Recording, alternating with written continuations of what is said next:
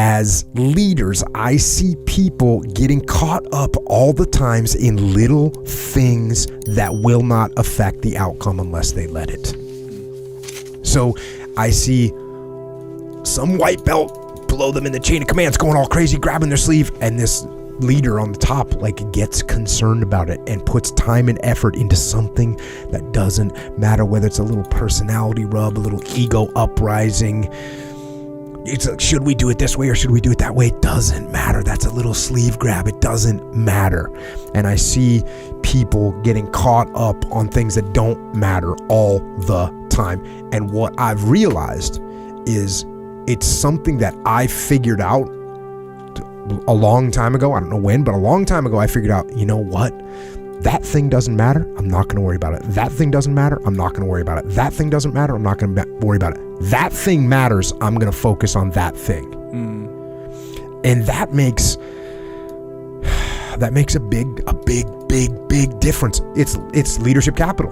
Because if I'm investing my leadership capital in getting your hand off my sleeve, or trying to do it my way instead of your way, or trying to keep your ego in check, if that's what I'm investing my leadership capital in, I have nothing left to invest in the thing that's actually matters. Just like if you're a black belt and some guy's grabbing your sleeve and you focus on pulling that hand off your whole time, you're going to waste energy.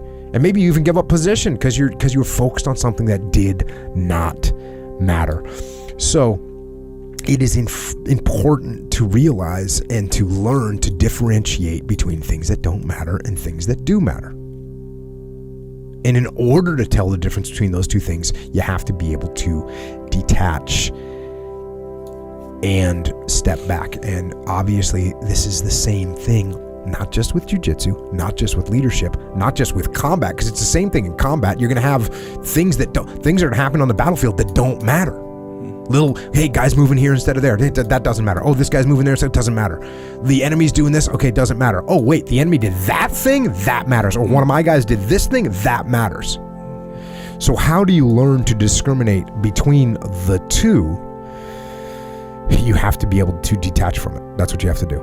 You have to be able to detach. And if you don't learn to detach, you're going to constantly get tripped up on things that don't really matter. And I'll tell you, the better you get, the less things matter. The better you get, the less things matter. And the better you get, the more important things matter. So you end up just wasting no energy on things that don't matter and focusing all your energy on things that actually matter. And this is the difference, man. This is how you win in jiu-jitsu. This is how you win as a leader. This is how you win in combat. And this is truly how you win in life. This could be the greatest time you ever live if you control what you focus on, if you find a more empowering meaning, and if you decide to model the actions of those who succeeded before you. It can be the best financial time, the best emotional time, the best spiritual time of your life, but you better take control of your state. And if you think you're going to do it just by today, you're wrong.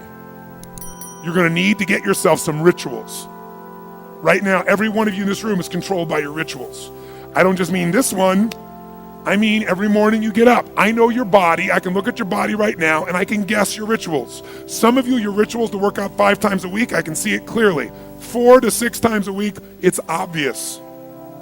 Because you couldn't look like that if you didn't do that.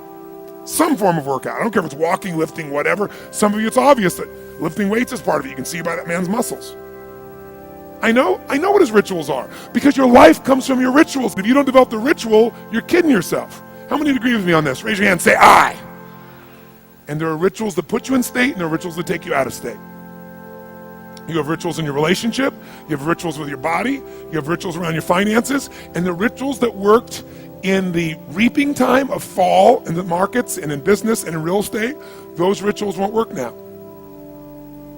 If you do the right thing at the wrong time, you get pain. I'll say that again. If you do the right, you go, but Tony, I'm doing the right thing, but I'm not being rewarded. If you do the right thing at the wrong time, you don't get rewarded, you get pain. So you better do the right thing at the right time, and to do that, you better know what season you're in, and to do that, you better learn how to change your state, how to take control of your own conditioning. That's what I live for.